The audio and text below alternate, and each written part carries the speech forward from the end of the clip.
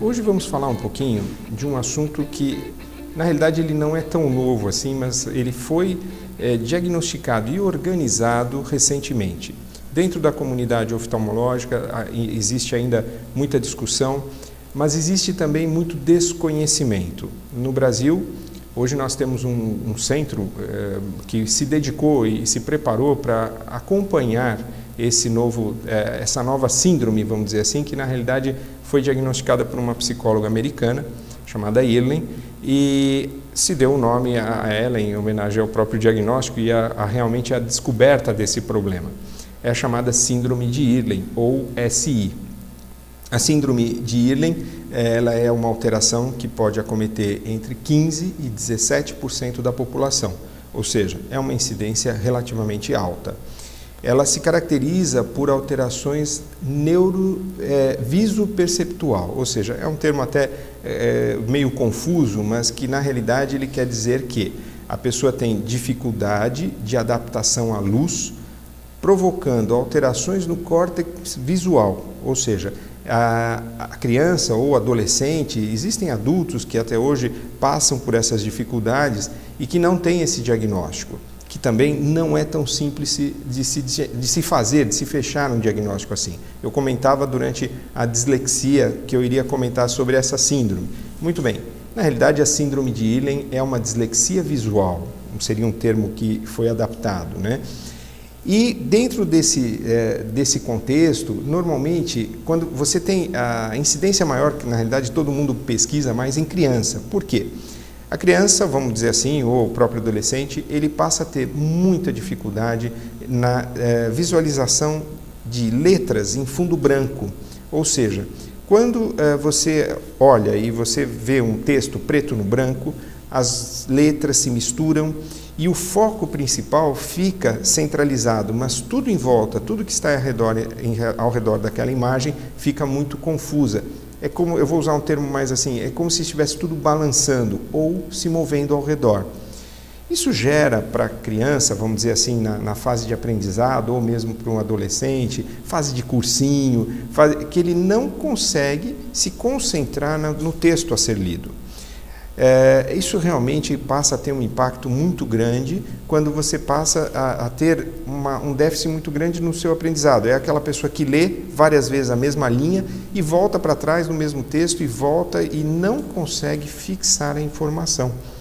Então vocês imaginem uma situação assim, a criança olha para um texto ou a pessoa olha para um texto, vê as letras, se o oftalmologista faz simplesmente o teste de acuidade visual, a pessoa vai conseguir ler aquelas letras que estão na tabela, todo mundo, a grande maioria das pessoas já fez um teste de acuidade visual, ela lê, o médico manda ler, não encontra grau de óculos, na maioria das vezes, ou muitas vezes não tem relação com o grau, com o vício refracional, e você faz o exame e considera aquela pessoa dentro da normalidade.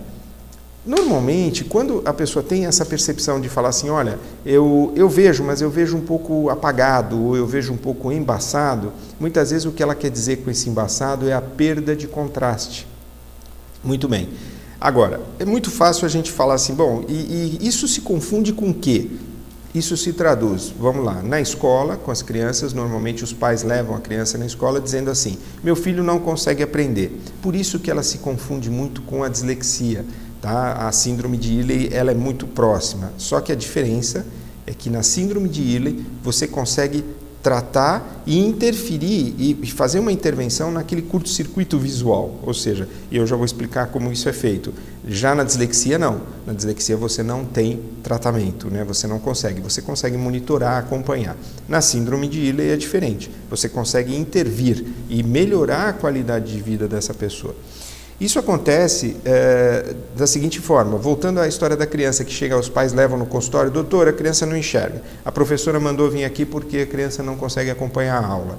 Você faz o exame de vista e realmente a visão está ok, fez o teste de acuidade visual na escola, nada acusou. Muito bem, aonde que entra agora a avaliação? O que ela sente também? Cefaleia, dor de cabeça, irritabilidade, normalmente frustração. Isso acontece inclusive com filmes, com projeções. A criança, isso é muito comum na escola, por exemplo, as crianças passam por sessões de filme, né, aqueles filminhos da tarde, e muitas crianças estão irritadas, elas não conseguem assistir, não conseguem acompanhar o que está acontecendo. Muitas vezes não é simplesmente uma criança impertinente, muitas vezes ela pode estar passando por essa síndrome de Ehlers. E dentro dessa frustração, dentro desta dificuldade, fotofobia, ou seja, sensibilidade à luz, muitas crianças reclamam, nossa, a luz está forte, ou incômodo, quando você tem o fundo branco com o preto, principalmente nesse contraste, você pode estar diante de uma síndrome de Ehlers. O diagnóstico, hoje já existe um centro em Belo Horizonte, onde se fazem os diagnósticos e eles estão dando treinamento aos oftalmologistas do Brasil todo e, na realidade, não só aos oftalmologistas, porque a síndrome de Ehlers ela deve ser acompanhada também por uma equipe multidisciplinar.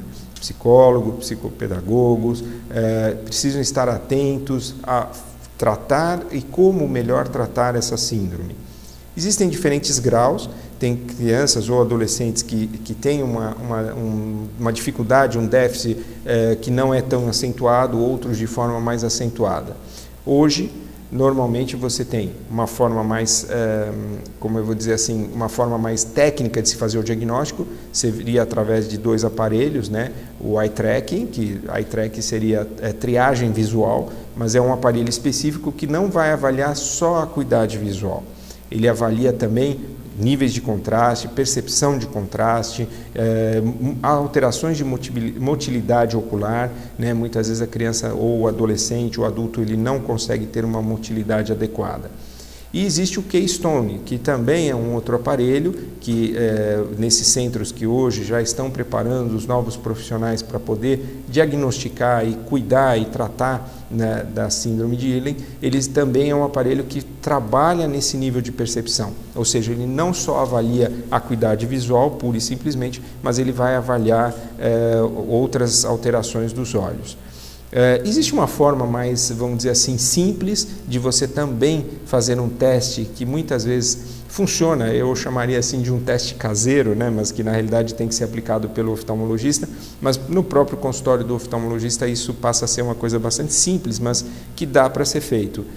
Você pega pranchas coloridas, aquele papel transparente, aquele papel celofane colorido de várias cores e você aplica sobre textos e você vai conversando, mas aí você tem que ter uma criança num nível de entendimento um pouco maior ou um adolescente, né? E você vai conversando com ela e vai mostrando textos diferentes e ela percebe uma melhora, cores melhores, ela percebe o contraste melhor e a fixação do objeto a ser lido. Para de existir aquela confusão visual para que aparece na pessoa que tem essa alteração.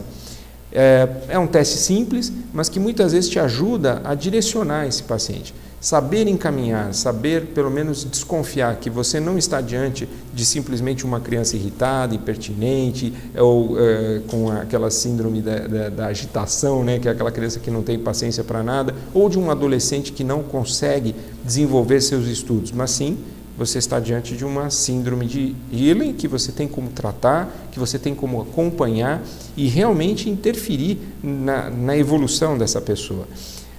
O tratamento basicamente se dá com a aplicação de um óculos, com filtro, e estabelecer qual é o melhor filtro ou a melhor intensidade de filtro para cada paciente está atrelado a esses aparelhos que eu citei, o eye tracking ou o Keystone, que você vai poder definir para aquele determinado paciente A, vai ser um filtro de cor tal, o outro de cor Y, X, enfim. Mas normalmente se usa um filtro padrão que nós definimos que ele passa a ter um amplo espectro para melhorar a sua qualidade de visão. Existem relatos após os diagnósticos e após o início de tratamento que, vejam bem, é simples se você considerar o tanto de dificuldade que provoca uma síndrome dessa e o tratamento em si é apenas a aplicação de um óculos com filtro. O relato é impressionante, as pessoas mudam totalmente a percepção, a autoestima, a percepção de vida e desenvolvimento com que elas conseguem fazer a sua prática diária. Escola, cursinho, faculdade, atividades manuais, porque veja bem, essa síndrome de Ehlers, ela não dá só em criança.